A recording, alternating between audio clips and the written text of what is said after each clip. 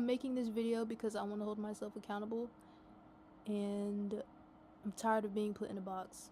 That I'm tired of operating out of a place where other people like perceive me as. Like, I'm tired of operating from a place of wanting to please other people's idea of me in their brains, and literally reiterating to myself that like who I want to be is, it doesn't matter. Like, whoever I want to be, it doesn't matter, because I'm too busy trying to please the version of myself that people are continually believing that I am in their brain, which is not true anymore. Like, I'm different. I'm not the same girl I was a year ago. I'm not the same girl I was 2 years from now.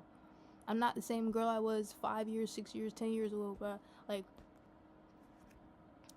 I am not insignificant, you know what I'm saying? And the identity that I am creating in myself, and the self concept that I'm creating in my mind for myself, is not the same anymore. Just be aware of the box you're putting people in, and be aware of the stereotypes that you're like treating people out of, bro, because like we unconsciously give people stereotypes in our brain, and it's like we're not even fully aware, and it's like we start treating them based off of this stereotype. We start treating people based off of the projections that we placed on them.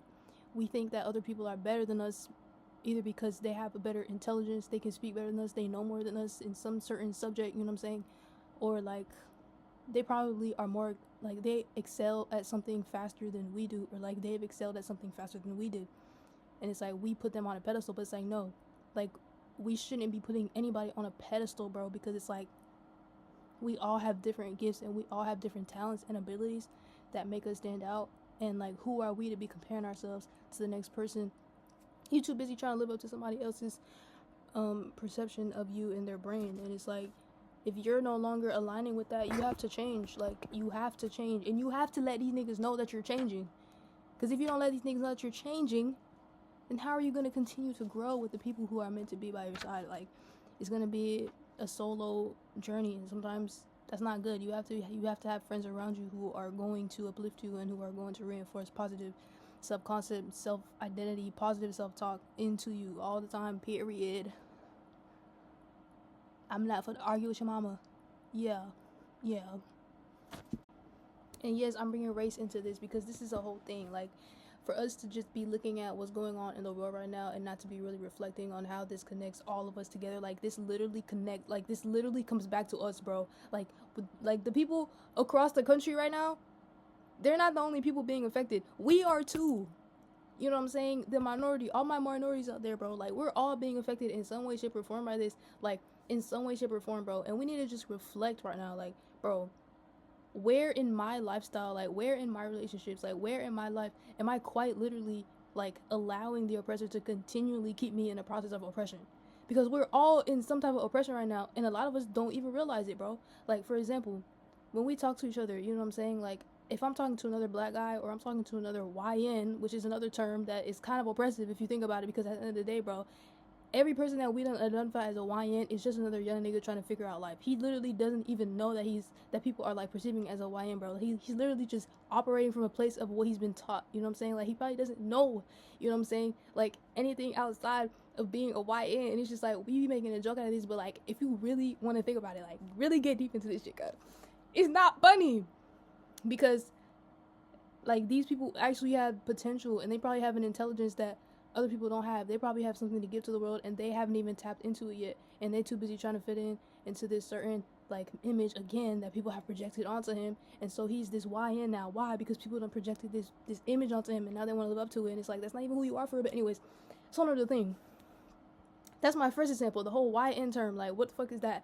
And then another thing is when we talk to each other and we like make funny, like, it's supposed to be funny, but it's actually not funny. It's actually making jokes of yourself in a derogatory way, and it tells your subconscious mind that you're worthless and you're a piece of shit, and you're never gonna like be like the white people. Is the best way that I can say it. But it's when we talk to each other and we make jokes about each other, and we call each other the N-word with the hard R at the end, or like we keep calling each other the N-word. We don't address each other as human beings, as like little individuals. Like, instead of us calling each other, you know, these things, which I'm not actually gonna say it because I'm trying to stop now. We should really just be calling each other by name, you know what I'm saying, and respecting each other as individuals, bro. From the way that we talk to each other, to the content that we even take in, you know what I'm saying. Like, bro, we're too busy watching videos about like how people would smash or pass.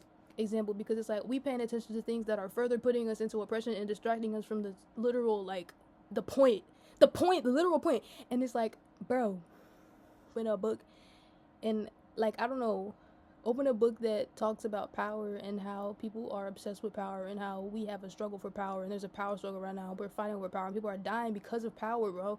Like, at least start there, you know what I'm saying? Like, you can start anywhere, you know, but start there. And I don't know, man, like, I'm trying to think of another example because I had so many at some point.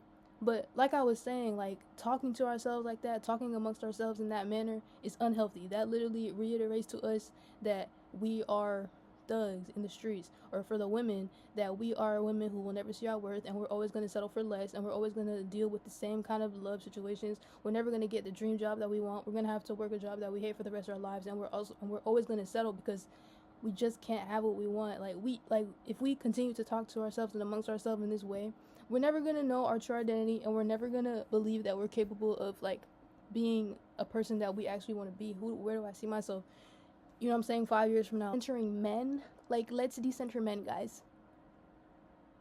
We need to decenter men.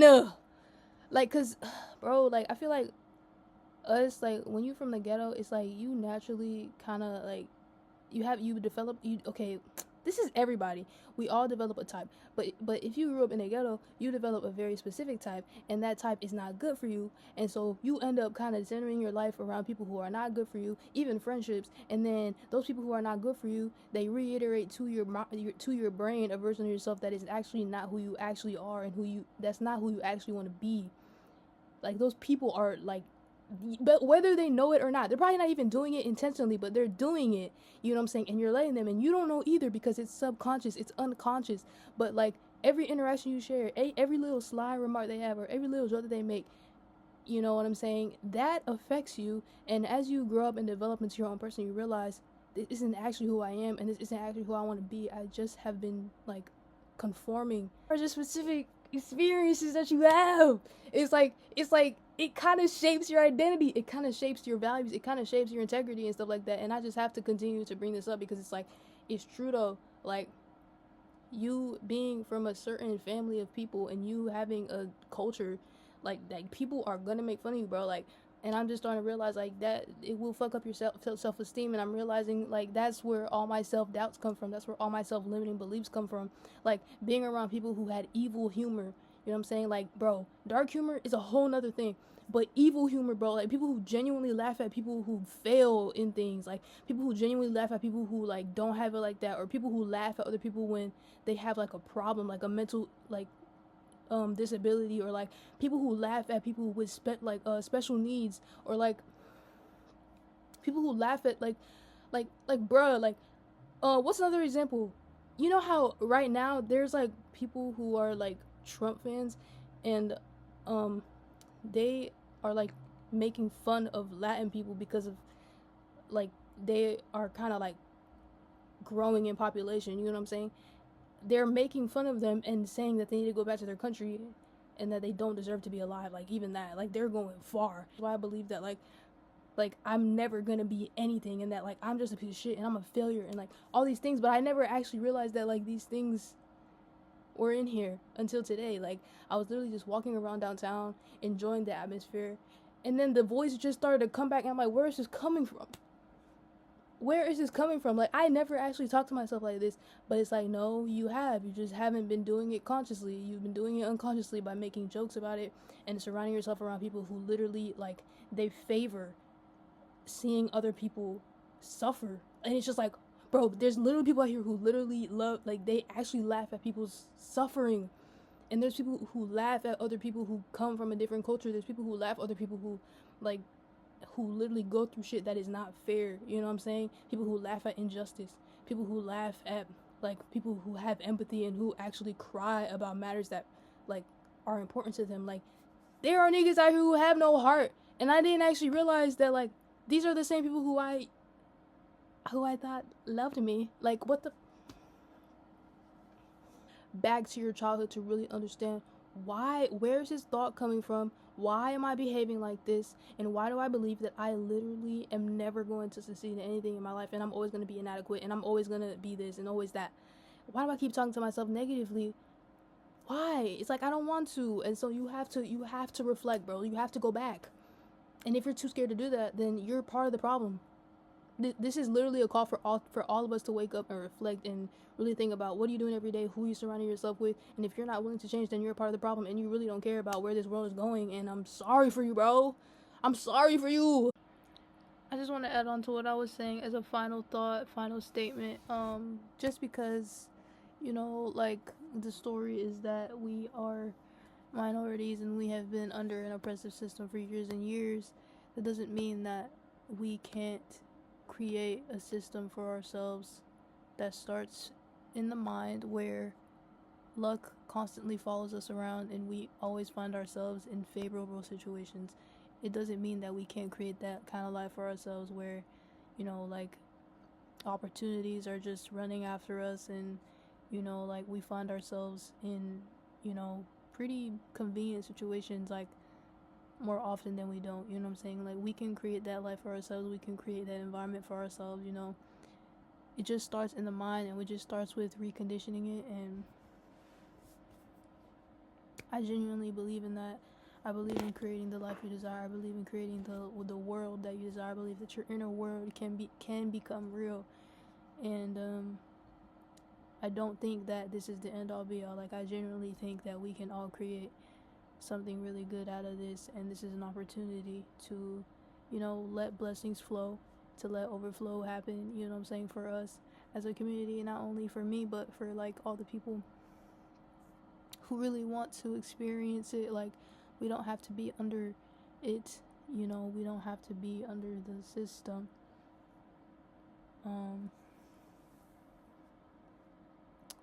And we don't have to live in fear because we are powerful, and there is no,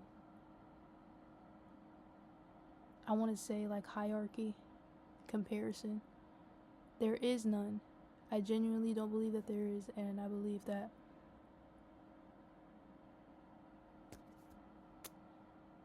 yeah, we can live fruitful lives. Hallelujah. Hallelujah. Amen. And that's all I have to say.